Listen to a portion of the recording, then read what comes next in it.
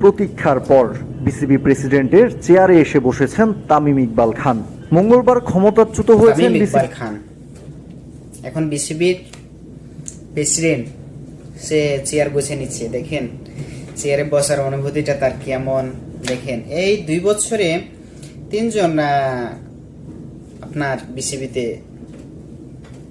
আসলো। এখন বর্তমানে এই 2 বছরের ভিতরে একটা জিনিস আপনি খেয়াল করেন, হয়তো মানুষ 90% মানুষ, বাংলাদেশের 90% আমি গ্যারেন্টি মেরে দিয়ে বলতে পারি কথাটা, যে বিসিবির প্রধান বলেন, কোনো ধরনের কোচ বলেন লাগবো বাংলাদেশে ক্রিকেটে, বিশেষ করে যে কোনো দিক দিয়ে দেখেন, কোনো কিছু সমস্যার দিক দিয়ে দেখেন, আমরা সব সময় বাংলাদেশের মানুষ 90% মানুষ, 90% মানুষ আমরা কিন্তু চাই মাশরাফি বিন মুর্তজাকে। আমরা এটা কিন্তু কথাটা আমার সত্যি কি মিথ্যা আপনারা কমেন্টে জানাবেন। এটা সত্যি কথাটা না মিথ্যে? বাংলাদেশের 90% মানুষ বিসিবির প্রধান হোক বা হেড কোচ হোক বাংলাদেশের, বা কোনো ভালো একটা পোস্টে ক্রিকেটের বিষয় করে, ক্রিকেট বিশেষ করে ক্রিকেটের ভিতরে যদি কোনো ব্যক্তিকে চাই ক্রিকেটের, তো আমরা মাশরাফিকে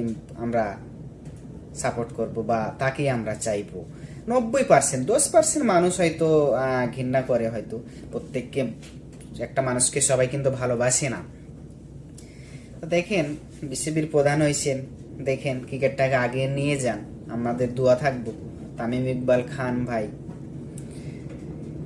একবার তো 2023 সালে ওয়ানডে বিশ্বকাপে কত নানান কীর্তি করে গেলেন না, এখন ক্রিকেটে আবার প্রধান হয়ে আসছেন বিসিবির প্রেসিডেন্ট। দেখা যাক কতদিন থাকতে পারেন আপনি। আমাদের দোয়া থাকবো আপনিও যেন ভালো থাকেন, ক্রিকেটটাকে যেন ভালোভাবে সবাই যেন মন জুগিয়ে যেন আপনি আগিয়ে নিয়ে যেতে পারেন, আমাদের সবারই দোয়া থাকবো। তো আমরা আসলে বর্তমানে আমরা যেটা চাই সেটা কিন্তু আমরা পাই না। তো সবাই ভালো থাকবেন, ভিডিওটি বেশি বেশি শেয়ার করে দিবেন। আল্লাহ হাফিজ।